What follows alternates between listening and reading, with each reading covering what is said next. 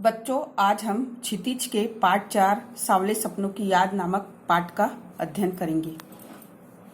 इस पाठ के लेखक हैं जाबिर हुसैन। जाबिर हुसैन का जन्म सन 1945 में बिहार प्रदेश में हुआ। उन्होंने अंग्रेजी साहित्य में स्नातकोत्तर की उपाधि प्राप्त की। बाद में अंग्रेजी भाषा और साहित्य के प्राध्यापक नियुक्त हुए। वे आरंभ से ही देश की सक्रिय राजनीति में रुचि रखते थे। सन 1977 में उन्होंने मुंगेर विधानसभा का चुनाव जीता। राजनीतिज्ञ होने के साथ साथ वे श्रेष्ठ लेखक भी हैं। जाबिर हुसैन हिंदी, उर्दू तथा अंग्रेजी तीनों भाषाओं के जानकार हैं। उन्होंने अपने साहित्य में आम आदमी के संघर्षों को प्रकट किया है। उनके लेखन में उनके राजनीतिक अनुभव भी सहायक रहे हैं। उन्होंने विशिष्ट व्यक्तियों पर प्रभावी डायरियां लिखी हैं। उनकी डायरियों पर चर्चाएं भी खूब हुई हैं। जाबिर हुसैन की भाषा शैली कलात्मक है। उनके भाव अनुभूति से उपजते हैं और कला में ढलते हैं। उनके द्वारा रचित सांवले सपनों की याद न तो ठीक से संस्मरण है, न रेखा चित्र है, न ही इससे व्यक्तित्व का सही बोध होता है। वास्तव में व्यक्तित्व का प्रभाव चित्र प्रस्तुत करते हैं जो शब्द से अशब्द की ओर ले जाते हैं।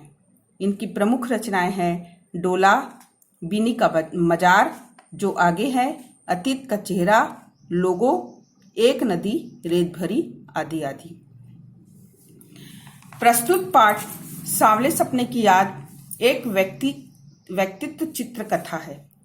लेखक जाबिर अली अपने परम मित्र की बातें हमसे अपनी डायरी लेखन शैली में करते हुए कहते हैं कि मेरा मित्र आज अपने पीठ पर बैग की जगह कंधों का बोझ उठाए हुए अंतिम यात्रा में जा रहा है।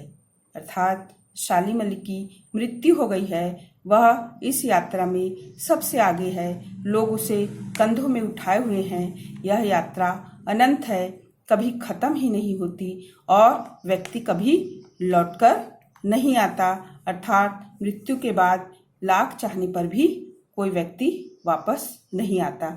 इसलिए लेखक इसे सांवले सपनों की उपाधि दिए हैं, क्योंकि सपने तो सुनहरे भी होते हैं, रंगीन भी होते हैं, लेकिन यह बीती यादों से संबंधित है और लेखक के व्यथा को, दुख को, अंधेरे को बता रही है। इसलिए लेखक ने इन्हें सांवले सपनों की याद कहा है। लेखक कहते हैं कि सालिम अली का पूरा जीवन पक्षियों की खोज में बीता। कंधे में बैग, आंखों में चश्मा और गले में दूरबीन लटकाए, बेतरतीब बाल अस्त व्यस्त रहते हुए हरदम यात्रा के लिए तैयार। उनके पक्षी के प्रति प्रेम, लगाव और नई नई जानकारियां उपलब्ध कराने और रहस्य जानने के कारण ही उन्हें पक्षी प्रेमी या बर्ड वाचर की उपाधि दी गई। उनके पक्षी की खोज एक सीमित दायरे में ना होकर पूरे विश्व के जंगलों, पहाड़ों, बर्फीली चट्टानों, नदियों, घाटियों तक फैली रही। वे पक्षियों के प्रति इतने संवेदनशील थे कि तत्कालिक प्रधानमंत्री चौधरी चरण सिंह के सामने केरल में चलने वाली तूफानी हवाओं से साइलेंट वैली को बचाने का और पक्षियों की दुर्दशा का, उनकी दर्दनाक मृत्यु का इतना सटीक वर्णन किया कि चौधरी चरण सिंह की आंखों में भी आंसू आ गए और उन्होंने पक्षियों को बचाने के लिए तुरंत उपाय करने के आदेश दिए। आज न सालिम अली है और न चौधरी चरण सिंह, दोनों माटी पुत्र चले गए। अब पक्षियों की चिंता कौन करेगा? लेखक अपनी डायरी में अंग्रेजी कवि व पक्षी प्रेमी D.H. लॉरेंस की एक घटना का वर्णन करते हुए कहते हैं कि उनकी मृत्यु पर लॉरेंस की पत्नी से कहा गया कि उनके बारे में कुछ कहो, तो उनकी पत्नी फ्रीडा लॉरेंस ने कहा, मेरे पति के बारे में छत पर बैठने वाली गौरैया मुझसे अधिक जानती है। इस प्रकार सालिम अली का पक्षी के बीच ही पूरा जीवन बीतता था।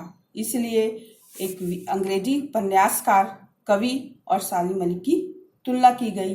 लेखक कहते हैं कि सालिम अली अचानक पक्षी प्रेमी नहीं बने, बल्कि बचपन में उनकी एयर गन से एक गौरैया घायल हो गई और उस गौरैया की देखभाल और सुरक्षा ने उन्हें समूचे पक्षी जगत से जोड़ दिया और वे पक्षियों की प्रजाति, रहन सहन, वातावरण, शरीर की बनावट, उनका आहार, स्वभाव आदि सभी चीजों की जानकारी का इकट्ठा करने लगे और सारे अनुभव को अपनी आत्मकथा फॉल ऑफ द स्पैरो में लिखा।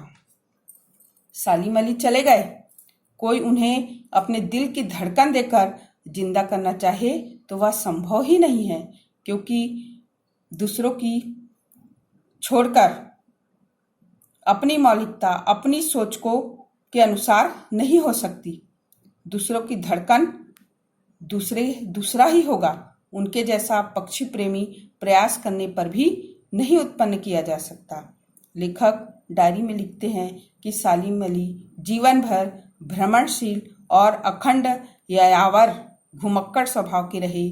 उनको याद करके लगता है कि आज भी वे पक्षियों की खोज में निकले हैं और अभी भी गली में दूरबीन लटकाए खोजपूर्ण नतीजों के साथ और आएंगे।